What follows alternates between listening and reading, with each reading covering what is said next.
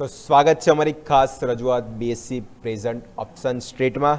તો ખાસ કરીને જોઈશું તો ફિલહાલ માર્કેટ સેન્સેક્સ જે લેવલ સ્પેસિક અત્યારે ફિલહાલ ચાલી રહ્યું છે 77,260.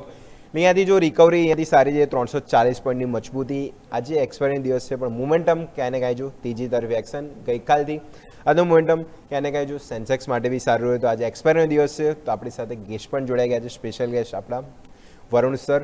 વરુણ સર, આપનું સ્વાગત છે અમારી ખાસ રજૂઆત બીએસસી પ્રેઝન્ટ ઓપ્શન શીટમાં. તો સેન્સેક્સના લેવલ સ્પેસિક વાત કરી લઈએ. આજે એક્સપાયરીનો દિવસ છે, મોમેન્ટમ લેવલ સ્પેસિક તમે અહીંયાથી કઈ રીતનું ફોકસ કરી રહ્યા છો? So definitely Sensex can expect as usual Sensex opportunity એ બદલ તમારો ખૂબ ખૂબ આભાર. અને ડેફિનેટલી મને એવું લાગ્યું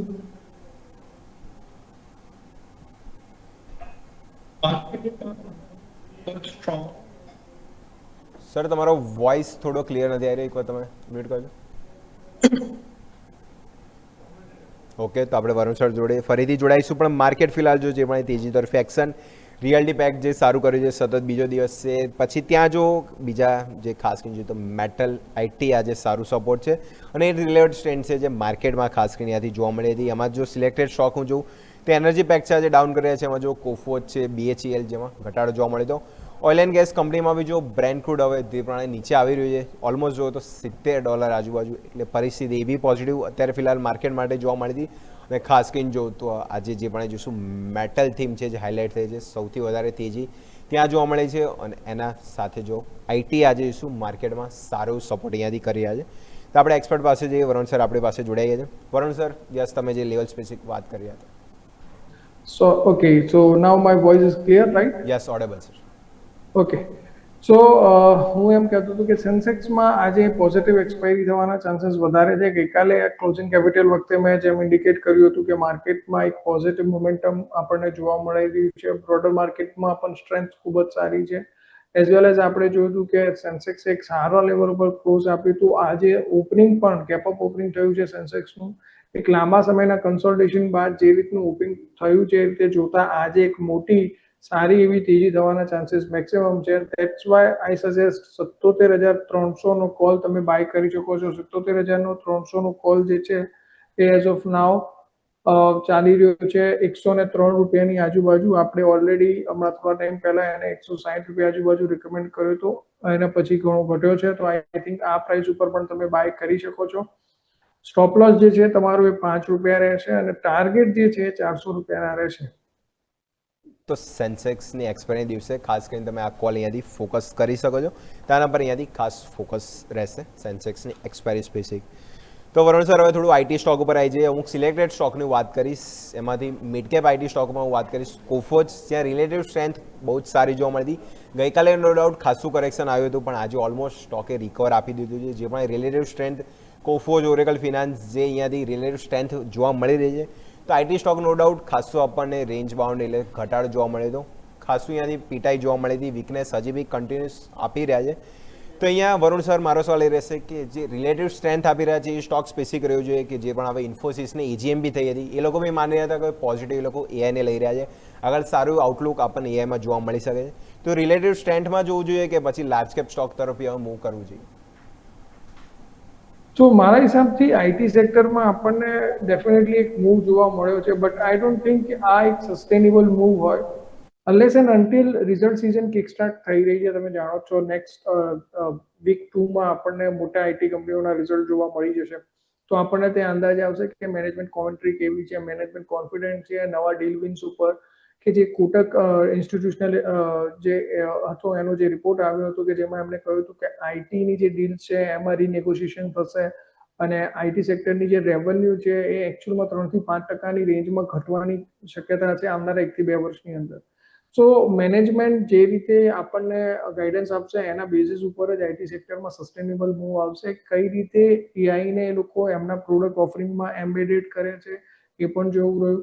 સો આઈ ડોન્ટ થિંક કે અત્યારે આઈટી પર અત્યારે આપણે બહુ જ એગ્રેસિવલી બેટ લઈએ. હા, સિલેક્ટિવ બેટ્સની જગ્યા છે. જો તમે એક લોંગ ટર્મ ઇન્વેસ્ટર્સ હો તો હું ઘણા સમયથી આ વાત કહી રહ્યો છું કે ટીસીએસ આપણને ડેકેડલ લો વેલ્યુએશન્સ ઉપર મળી રહ્યો છે. તો ટીસીએસમાં જરૂરથી આપણે ધ્યાન રાખવું જોઈએ. સેકન્ડલી મને એવું લાગે છે આપણે કોફોર્જ મિડ કેપ આઈટી કંપનીમાં કોફોર્જ મને બહુ સારું લાગે છે. ટેકનિકલ ચાર્ટ એનો ખૂબ જ સ્ટ્રોંગ છે. તમે જો 1500 રૂપિયાની આજુબાજુ એને રેઝિસ્ટન્સ મળી રહ્યું છે. પણ જો આઈટી સેક્ટર માટે પોઝિટિવ આઉટકમ આવશે તો કોફોર્જ જરૂરથી 1500ના લેવલને કુદાડશે અને ત્યાંથી સારી એવી મોટી તેજી કરી શકે છે. સો જે લોંગ ટર્મ ઇન્વેસ્ટર છે, જે 3 થી 4 વર્ષના સમયગાળાને ધ્યાનમાં રાખીને ઇન્વેસ્ટ કરવા માંગે છે, એ લોકોએ આ સ્ટોક્સમાં જરૂરથી પોઝિટિવ મોમેન્ટમ કાં તો ઇન્વેસ્ટમેન્ટ કરવાનું વિચારવું જોઈએ.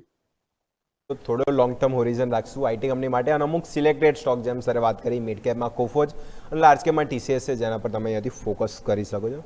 નેક્સ્ટ હવે થોડું બીજા સેક્ટર ઉપર આવી જવું જે રિયલ્ટી પેક્ટ હવે ધીમે ધીમે જો પસંદ મને બી આવી રહ્યું છે જે પણ જઈશું રિલેટિવ સ્ટ્રેન્થ અમુક સિલેક્ટેડ સ્ટોક જે સારું કર્યા છે એમાં જઈશું લોથાર ડેવલપર્સ. આજે બી સવારે આની સ્ટોકની વાતચીત કરી હતી, સારું બ્રેકઆઉટ અને ઓલમોસ્ટ 3 ડિજિટમાંથી 4 ડિજિટમાં સ્ટોક આવી ગયો છે.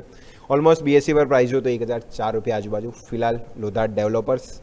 તો વરુણ સર ગઈકાલે બી જે સમાચાર હતો જે મુંબઈ રિલેટેડ જે રિયલ્ટી કંપની હતી ત્યાં સારી તેજી જોવા મળી હતી અને એમાંથી લોથાર ડેવલપર્સ ખાસું કરેક્શન પછી ફાઇનલી 4 ડિજિટમાં ફરીથી એન્ટ્રી લોથાર ડેવલપર્સ. હવે રિયલ્ટી પેક્ટમાં અહીંયાથી કરી ના જોઈએ ખાસ કરીને Lodha developers. So definitely Nifty realty ઉપર હું એટલો પોઝિટિવ નથી, પણ ગઈકાલે જે રીતે ન્યૂઝ આવ્યા કે મુંબઈમાં જૂન ક્વાર્ટરમાં જૂન મંથના જે પ્રોપર્ટી રજિસ્ટ્રેશન હતા એ રેકોર્ડ હાઈ ઉપર આવ્યા અને બહુ સારા એવા આપણને ગ્રોથ જોવા મળ્યા હતા. જે બતાવી રહ્યું છે કે મુંબઈ રિજિયનમાં આપણને સારું એવું મોમેન્ટમ જોવા મળી રહ્યું છે. લોઢાના સેન્સમાં જો હું વાત કરું તો એક કેપ હતું જે 1000 રૂપિયાની આજુબાજુ હતું જેને આજે ફીલ કર્યું છે. બીએસસી ઉપર અત્યારે આપણે જોઈ રહ્યા છીએ 1000ની આજુબાજુ પ્રાઇસ ચાલી રહ્યું છે. મને એવું લાગે છે આ જ પ્રાઇસ ઉપર આપણે બાય કરવાનું રેકમેન્ડેશન રહેશે. નીચેમાં જે સ્ટોપ લોસ છે એ 910 રૂપિયાનો રહેશે. ઉપરમાં મને લાગે છે સ્ટોક એકવાર માટે આપણને 1175 સુધીના લેવલ બતાવી શકે છે આવનારા 2 થી 3 મહિનાની અંદર. તો હજી પણ પોઝિટિવ એક્શન આપવાની યાદી લોથાર ડેવલપર્સ ખાસ કરીને જે રિયલ્ટી પેક્ટ અને સર બી હાઇલાઇટ કર્યું કે અમુક જે સ્ટોક છે જેમાં રિલેટિવ સ્ટ્રેન્થ જોવા મળે છે. ગઈકાલે સમાચાર સ્પેસિફિક બી મોમેન્ટમ વધારે સ્ટ્રોંગ આપવાની યાદી જોવા મળ્યું હતું. નેક્સ્ટ જે કાઉન્ટર તરફ જઈએ તો જ્યાં વીએમએમ એટલે વિશાલ મેગા માર્ટ અહીંયા બી જો ઓલમોસ્ટ સારી તેજી જે પણ જોઈશું એક્શન અહીંયા બી પોઝિટિવ બીએસસી પર જો તો ઓલમોસ્ટ 0.5% આજુબાજુ મજબૂતી 118.75 આજુબાજુ. Quarter 1 update same store sales growth હતો બહુ જ પોઝિટિવ. રેવન્યુ માટે આગળના આઉટલુક એ લોકો પોઝિટિવ આપી દીધું અને રેવન્યુ બી ડબલ ડિજિટ ગ્રોથ એટલે વીએમએમ વિશાલ મેગા માર્ટ સારી એવી તેજી સ્ટોક આજે બી જો ઓલમોસ્ટ નિયર બાય 2% આજુબાજુ મજબૂતી. અહીંયા બી ચાર્ટ સ્પેસિફિક સારું અને જે અમુક માર્ટ રેટે કંપની છે સારું ફોકસ અહીંયા જોવા મળ્યું હતું. રિસેન્ટ જ એફએન્ડોમાં એન્ટ્રી જઈએ પણ જોઈશું પોઝિટિવ એક્શન સતત સ્ટોક બતાવી રહ્યો છે. તો વરુણ સર વિશાલ મેગા માર્ટ અહીંયા કરીને તમને લેવલ લાગી રહ્યું છે?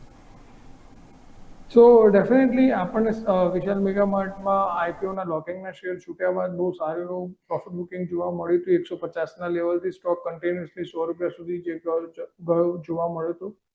પણ એઝ ઓફ નાઉ એક પાતળી રેન્જમાં ટ્રેડિંગ રેન્જમાં સ્ટોક ટ્રેડ કરી રહ્યો છે 110 થી 120. તો જ્યાં સુધી મારા હિસાબથી 120નું લેવલ ડિસાઇસિવલી ક્લોઝ નથી કરતો ત્યાં સુધી આઈ ડોન્ટ થિંક કે કોઈ મોટા મોમેન્ટમ આવશે. તો as of now stock sideways ઉપર જઈ રહ્યો છે. તો હાલ એમાં કોઈ નવું ટ્રેડ કરવાનું રેકમેન્ડેશન નહીં રહે.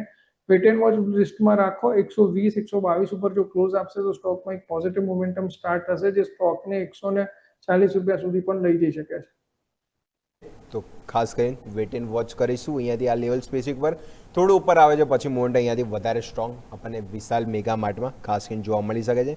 તો આ વાત થઈ ગઈ અમારી ખાસ રજૂઆત બીએસસી પ્રેઝન્ટ ઓપ્શન સ્ટ્રીટ પર.